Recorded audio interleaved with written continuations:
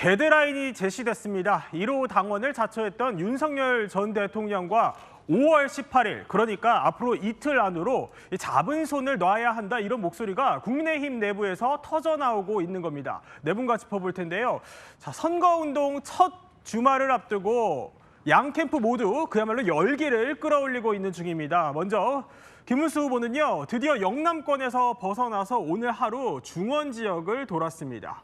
경기지사 시절에 대장동 10배 이상 되는 광교 신도시를 만들었다면서 근데 문제는 없었다, 이렇게 공세 수위를 높였습니다. GTX 제트룸 아시죠?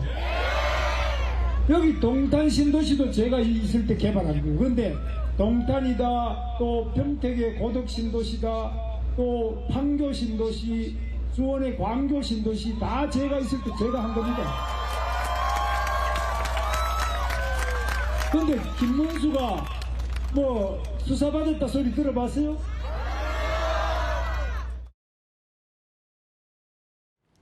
자, 그런데요, 유세하면 사실 빠지지 않는 게 춤과 노래인데 지금 자세히 보니까 저게 선거운동원이 아니고 의원들이에요. 근데 선거운동에 초선이나 다선 가리지 않고 다 하는 것 같아요. 지금 골목골목 유세가 민주당은 컨셉입니다. 그래서 뭐 이재명 후보가 있든 없든 간에 본인 지역구는 내가 책임진다. 그래서 지금 최민희 의원 거의 이제 무아지경 댄스 선보이고 있어요. 지금 본인의 지역구인 네. 남양주에서 이렇게 춤추면서 이재명 외치면서 지금 선거운동을 하고 있고요.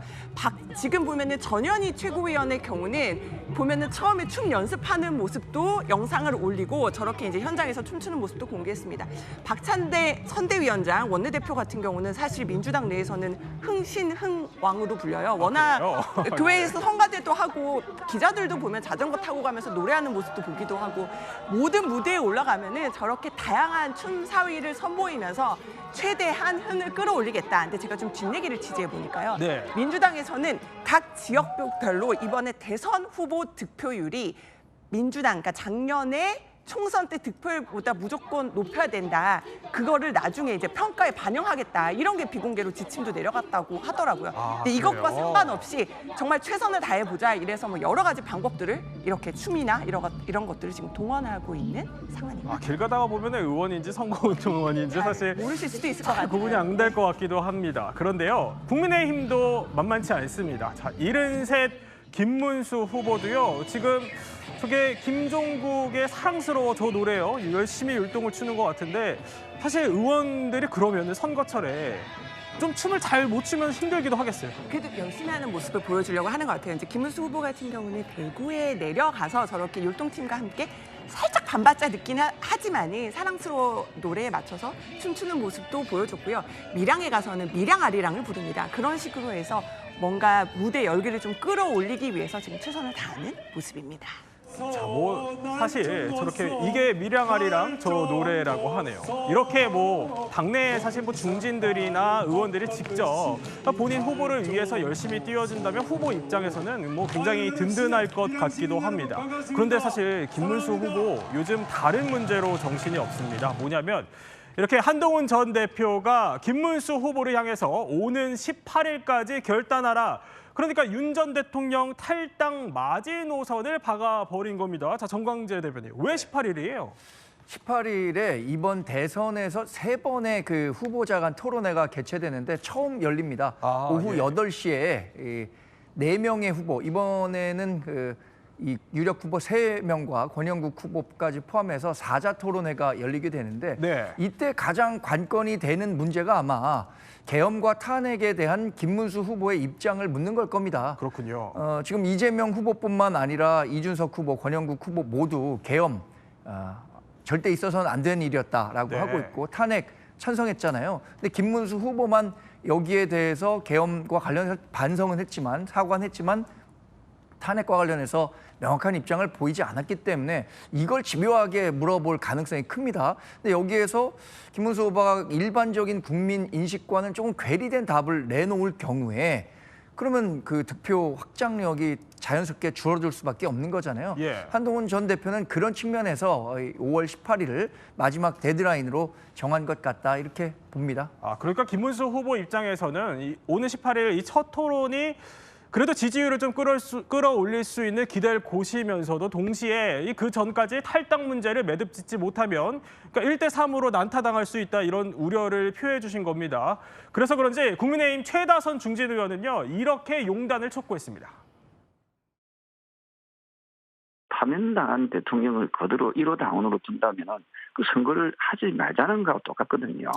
저는 정중한 탈당 근거가 아니라 당규에 따라서 엄격한 출당 또는 제명을 시켜야만이 TV 토론 전이라도 그런 어떤 결정을 내리는 것이 좋겠다 생각하고요.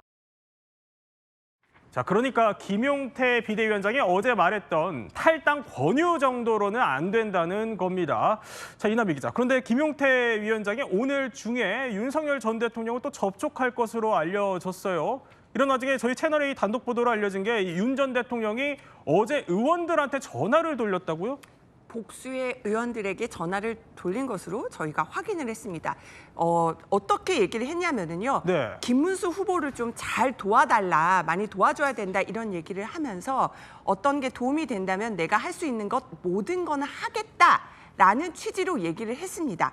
근데 본인이 그러면 언제 탈당한다 이런 얘기는 없었거든요. 네. 그러니까 탈당 같은 경우는 그러니까 떠밀려서 뭔가 나가는 모습은 맞지 않다고 판단한다는 취지로 밝힌 것으로 보입니다. 지금 윤 전 대통령 속내가 뭘까요? 떠밀려서 나가고 싶지 않겠죠. 마치 자신이 이번 선거의 중심이 되고 싶고 나는 김문수 후보의 승리를 바라는데 왜 나보고 탈당하라고 하지?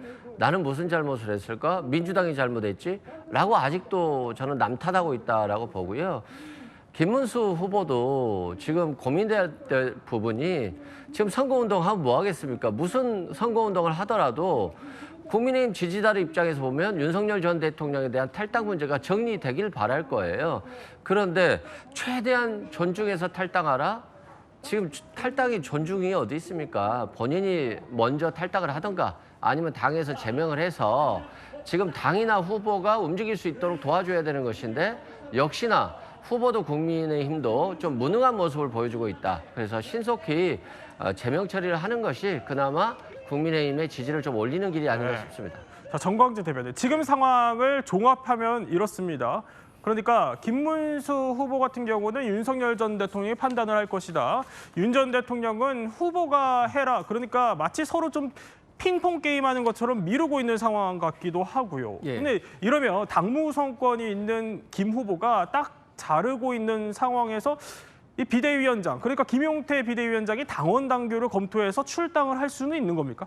지금 상황만 놓고 보면 김문수 후보가 매정하게 윤석열 전 대통령과의 관계를 완전히 단절시키기가 쉽지 않은 구조라고 봅니다. 왜냐하면 본인이 지금 우리 후보가 되기까지는 이런 강성 전통 지지층들의 지지가 있었기 때문에 이분들의 목소리를 단번에 바꾸기는 어려울 것 같은데 현재 정황만 놓고 본다면 저는 두 분이 이렇게 대통령의 뜻이 중요하다, 김문수 후보의 뜻이 중요하다 이럴 게 아니라 지금은 누가 뭐래도 윤석열 전 대통령이 결단을 내려야 할 때입니다. 그 정도의 정무 감각 정도는 갖고 있어야 된다고 생각하고요. 네. 저는 최소한 조중동 사설에서 얘기하는 정도는 윤석열 전 대통령도 좀 읽고 본인이 정치적 판단을 하는 데 있어서 김 후보의 이 부담을 덜어주는 쪽으로 결정을 내려야 한다고 생각하고요. 김용태 위원장도 마찬가지입니다. 18일 이전에는 이런 것과 관련한 관계 재설정이 있어야 한다고 한 이유도 18일에 예정된 토론회 때문이거든요. 네. 그런데 사실 조금 전에요. 김용태 비대위원장이 또 기자들과 만나서 얘기를 더 나눴습니다. 뭐라고 했냐면 약간 좀 미묘한 뉘앙스입니다. 그러니까 주말까지 매듭이 안 지어지면 이거 어떻게 할 거냐 이렇게 기자들이 물었더니 알아서 처리하겠다. 그 문제 중요하지 않다. 조금 이렇게 지난번보다는 더 불명확한 답변을 내놓은 건데 김 위원장이 어제보다 한 발 물러난 거예요? 저는 그렇게 생각하지 않습니다. 알아서 처리하겠다는 거는요. 네. 김용태 위원장이 얘기했었던 것 중에 이런 게 있습니다. 당원 당규를 바꿔서 헌법재판소로부터 위헌 판단을 받은 당원에 대해서 3년간 당원권을 정지시키는 제도를 신설하는 방안도 고민해 보겠다고 했거든요. 네. 그러면은 사실상의 윤석열 전 대통령에 대한 출당 조치가 이루어지는 셈인데 저는 이것도 앞서 말씀드린 것처럼 윤석열 전 대통령이 알아서 당의 부담을 먼저 덜어주는 쪽으로 결정을 내려야지 네. 자꾸만 당의 어떤 그 책임을 미뤄서 이건 당이 했기 때문에 본인이 오히려 피해자가 되려는 것처럼 보이는 식으로 연출되면 네. 그건 우리 당에 또 김문수 후보에게도 도움이 되지 않는다 이렇게 판단하고 있습니다. 자, 뭐 국민의힘 입장에서는 한 발 빼는 거 아니라고는 했지만 민주당에서는 어떻게 보세요? 아니 내란죄로 지금 재판을 받고 있고 헌법재판소에서 8대 0의 판결이 나왔는데 이게 당헌 당규를 바꾸지 않으면 이게 제명이 안 되나요? 저는 그런 당헌 당규가 국민의힘에 있다는 것도 좀 이해가 안 되고요. 이게 굉장히 리더십인 거잖아요. 김문수 후보가 이 부분을 빨리 정리를 하든가 아니면 비대위원장이 빨리 정리를 하든가 아니면 그냥 우리는 내란 정당이니까 함께 가겠다. 윤석열 전 대통령과 함께 갈 거니까 앞으로 이것에 대해서 반론을 제기하면 해당 행위다. 라고 하던가 이게 굉장히 쉬운 거거든요. 근데 왜 이렇게 국민의힘이라고 하는 이 정당이 왜 이 정도로 무능할까 저는 좀 답답하고요. 지지자들 입장에서 보면 국민의힘이 왜 이럴까라고 굉장히 답답할 것 같습니다. 자, 그러면 김문수 후보를 일정을 살펴보면요. 자, 김문수 후보 사실 이남희 기자, 모레 18일에 하와이에 있는 홍준표 전 시장에게 SOS를 위해서 특사를 파견하겠다 이렇게 밝혔었어요. 근데 일단 좀 거절을 했습니다. 홍 전 시장이. 안타깝지만 이렇게 사실상 뭐 정남이가 떨어졌다 이런 뉘앙스를 내비치기는 했는데 그럼에도 불구하고 일단 보내기는 보내는 겁니까? 네, 홍준표 전 시장은 이제 SNS를 통해서 아이고 하와이 설득조 오지 말라 그래라. 문수영 안타깝지만 이미 탈당했다. 오지 말라고 입장을 밝혔지만 조금 전에 후보 비서실장을 지냈죠. 김대식 의원과 이제 좀 연락을 해봤는데 그래서 18일 그대로 가실 겁니까? 라고 물어봤어요. 네, 라고 답변이 돌아왔어요. 그러니까 어떤 취지냐면 오지 말라고 해서 안 간다면 이게 진정성 없는 게 아니냐. 그래요? 예. 어쨌든 거절 당하더라도 찾아가서 끝까지 한번 설득해 보겠다, 진정성을 보여주겠다 이런 뜻으로 해석이 되고 있습니다.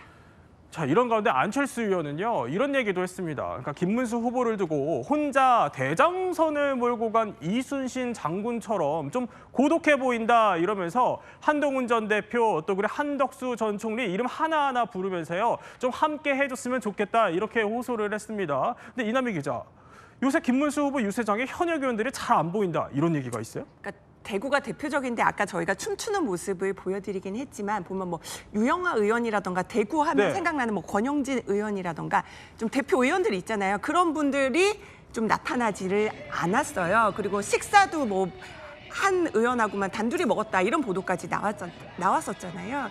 보면 선대위 한 관계자가 이렇게 얘기를 하더라고요. 정말 답답하다. SNS도 사람들이 의무적으로 올리긴 하지만 선거운동 적극적으로 하는 모습이 보이지 않는다. 이렇게 선대위 아주 핵심 관계자가 답답해하는 얘기도 들을 수 있었고요. 또 한 의원은 또 이렇게 얘기를 하더라고요.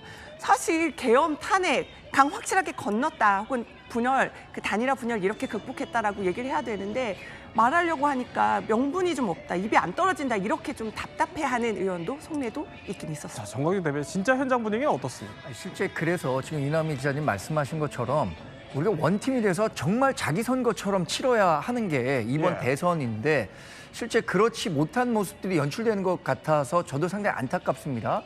저는 한덕수 전 권한대행 있잖아요.